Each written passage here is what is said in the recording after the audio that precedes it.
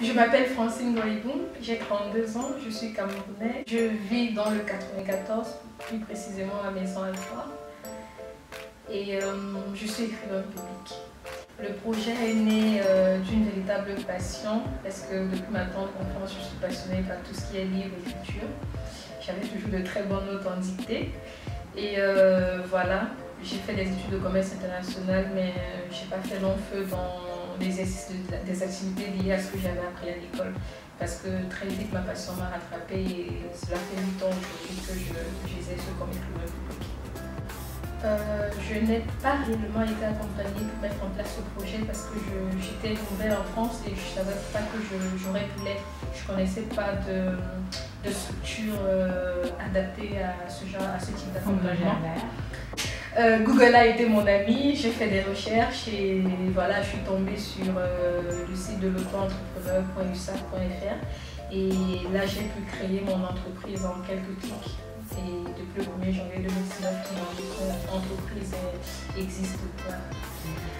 Alors, comme conseil que je pourrais donner, ça dépend de la personne qui porte le projet et ça dépend même de la nature du projet.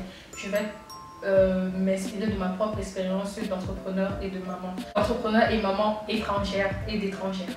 Ce que je vais dire en premier, c'est pour les personnes étrangères qui aimeraient être auto-entrepreneur en France comme moi, c'est d'essayer si ce n'est pas encore fait, d'essayer de suivre, de faire des formations liées à l'activité qu'ils aimeraient exercer ici. Parce que ce n'est toujours pas évident de mon expérience, hein, c'est toujours pas évident d'avoir la confiance des gens quand on n'a pas fait les études en France, quand on n'a pas le diplôme français.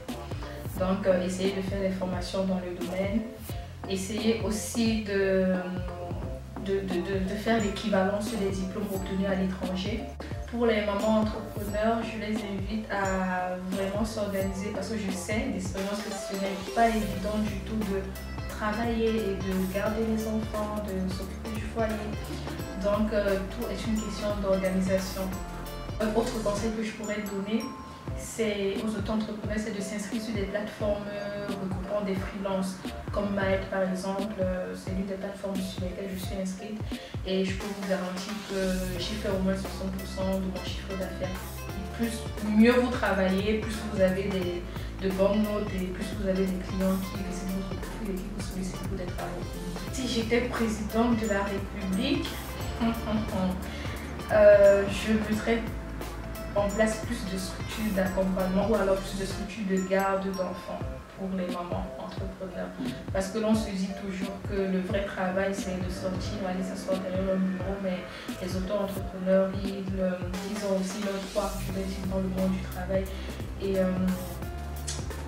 rester à la maison pour travailler, cela ne veut pas forcément dire qu'on se tourne les pouces, qu'on a besoin d'espace, on a besoin d'un cadre de travail bien défini, bien déterminé.